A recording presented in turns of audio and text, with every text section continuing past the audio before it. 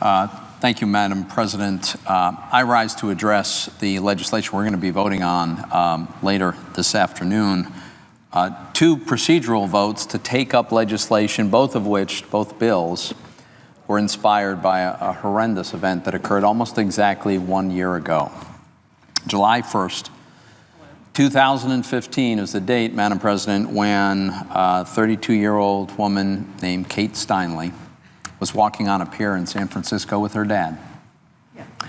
And out of nowhere comes a man who starts firing his weapon at her, shoots her, and within moments, Kate Steinle bled to death in her father's arms. Now, as appalling as that murder was, one of the particularly galling things about it is that the shooter should never have been on the pier that day. The shooter had been convicted of 7 felonies and had been deported from America 5 times because he was here illegally. But even more maddening, Madam President, is that just a few months before, San Francisco law enforcement officials had him in their custody. They had him. And the Department of Homeland Security, discovering that, they put out a request to say, hold on to this guy, detain him until we can get one of our guys there to take him into custody, because we want to get him out of this country. He's dangerous. We know he is. And what did the San Francisco law enforcement folks do? They said, sorry, we can't help you. And they released him onto the streets of San Francisco, from which he later shot and killed a perfectly innocent young woman. Now, why in the world would the San Francisco law enforcement folks release a 7-time convicted felon, 5-time deported person who was known to be dangerous, and in the face of a request from the Department of Homeland Security, why would they release such a person? Because San Francisco is a sanctuary city, which means it is the legal policy of the city of San Francisco to refuse to provide any information or to cooperate with a request to detain anyone when the Department of Homeland Security is requesting such cooperation with respect to someone who's here illegally. Madam President, this is madness. This is just unbelievable that we have municipalities that are willfully releasing dangerous people into our communities. And let me point out that the terribly tragic case of Kate Steinle is not a unique case. According to the Department of Homeland Security, in an analysis they looked at just an 8-month period in 2014, the most recent period for which we have data, sanctuary cities across America released 8,000 individuals, and 1,800 of them were later arrested for criminal acts. That's what's happening across America, including in the great city of Philadelphia and my home state of Pennsylvania, which has become a sanctuary city. So today we're going to vote on 2 different bills. We're going to take a procedural vote which will determine whether or not we can proceed to 2 bills inspired by this terrible, terrible tragedy. First is my legislation. It's called the Stop Dangerous Sanctuary Cities Act, S-3100. I'm grateful for my co-sponsors, Senators Inhofe, Vitter, Cotton, Johnson, Cruz, and Wicker. And let me explain how this bill is structured, because there's a court ruling that has caused a number of municipalities that would rather not be sanctuary cities, has caused them to feel like they need to be sanctuary cities. And here's the ruling. It's both the Third Circuit Court of Appeals, which has jurisdiction over my state of Pennsylvania, but also a federal district court in Oregon. And what they have held is that if the Department of Homeland Security makes a mistake, let's say it's the wrong John Doe, and they ask a police department somewhere to hold that person, turns out they're holding him wrongly, according to these court decisions, the local police department can be held liable, even though they were just acting in good faith at the request of the Department of Homeland Security. Well, that doesn't make any sense, and it's easily corrected. My bill corrects it. What my bill says is that if a person is wrongly held in such a circumstance where the local police are complying in good faith with a request from the Department of Homeland Security, if that happens, the person, the individual wrongly held, can still sue. They can still go to court. But they wouldn't go to court against the local police or the local municipality. They would take their case against the Department of Homeland Security, where it belongs.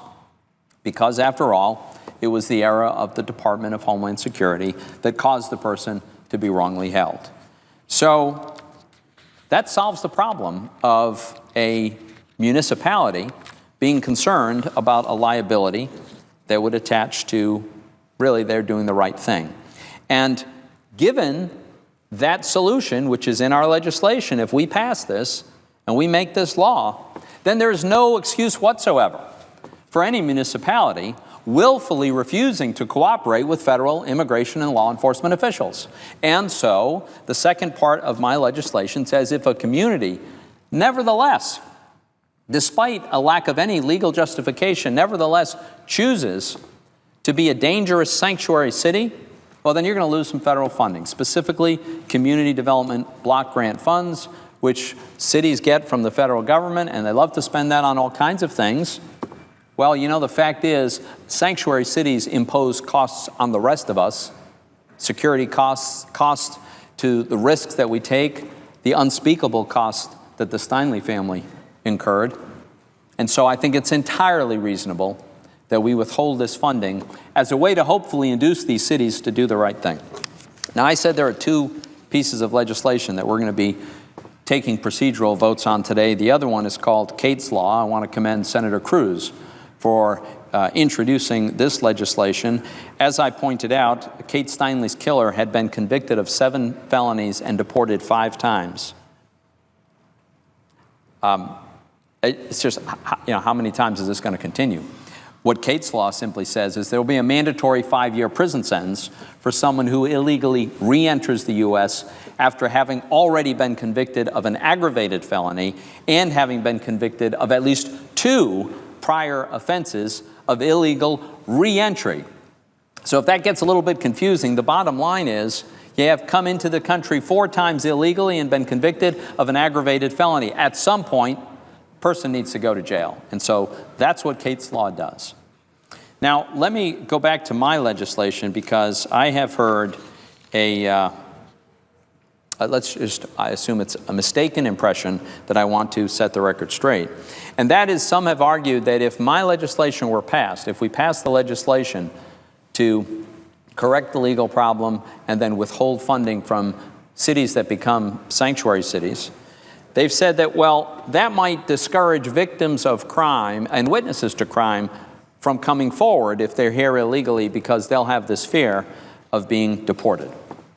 So let's be very, very clear. Our legislation explicitly states that a locality, a municipality, will not be labeled a sanctuary jurisdiction, and so they would not be at risk to losing any federal funds if their policy is that when a person comes forward as a victim or a witness to a crime, local law enforcement does not share information with DHS and does not comply with a Department of Homeland Security request for a retainer. So, in other words, there's a big carve-out. There's an exception. There's a carve-out for people who are victims of crime or witnesses to crime so that we don't discourage people from coming forward. I think it makes perfect sense. Some have also argued, erroneously, that my bill creates a mandate for local law enforcement to take on the federal immigration duties, the duties that are appropriate of the federal government. Well, the fact is, that's a misreading of the legislation. Our legislation does not require local law enforcement to do anything. It doesn't require even the local law enforcement comply with any request from the Department of Homeland Security. What it says is that you will be defined as a sanctuary city if you have local legislation that forbids the cooperation. That's what it says. So that the police can make their best judgment and can cooperate with the administration when they see fit without being in violation of their own laws. So our legislation does not at all impede the enforcement of criminal law, and it does not impose any burdens. There are 4 law enforcement groups who have endorsed my bill, the Federal Law Enforcement Officers Association, the National Sheriff's Association, the National Association of Police Organizations, the International Union of Police Associations, which is an AFL-CIO entity.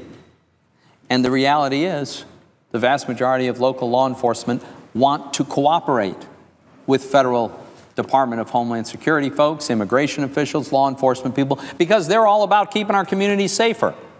And they don't want to release someone onto the streets who is likely to be a criminal or even a terrorist. Now, let me stress that support for my legislation is bipartisan, and opposition to the kind of sanctuary city policy, such as what we have in Philadelphia, is bipartisan. Ed Rendell is the former mayor of Philadelphia. He's a former governor of Pennsylvania. He's the former chairman of the Democratic National Committee, and he has criticized the policy that Philadelphia has in place. Mayor Nutter, recently outgoing mayor, reversed the sanctuary city policy that they used to have in place because he realized that it is a bad policy for keeping Philadelphians and Pennsylvanians safe. And the Obama administration chose to ask the Secretary of the Department of Homeland Security, Jay Johnson, traveled to Philadelphia personally and pleaded with Mayor Kenney, the mayor of Philadelphia, to at least make some narrow exceptions to the sanctuary city policy, so that, precisely so that, when we have suspected terrorists in the custody of local police departments and the Department of Homeland Security discovers this, they'll get some cooperation so that we can take custody of these people. So, Madam President, this to me is just common sense. It's not principally about immigration. It is almost entirely about security and keeping dangerous people off our streets. The vote today is not a final disposition of the legislation. It's a vote on whether or not we can even take it up and begin a debate. I don't know how anyone could defend the proposition that we shouldn't even consider this legislation. If someone wants to oppose it, well, by all means. But the vote we're going to have today is a procedural vote on whether or not we proceed to this legislation and just begin this discussion. For me, that shouldn't be a question at all for the safety of the American people. We ought to proceed with this legislation. In my view, the life of Kate Steinle matters. And I would hope that my colleagues would vote to enable us to proceed, and let's have a vigorous debate about the merits of this, about whether we ought to tolerate sanctuary cities that knowingly and willfully refuse to cooperate with federal immigration and law enforcement officials. Let's have the discussion by all means, but let's start by getting on the bill so that we can attempt to find a consensus and a resolution to this. I yield the floor.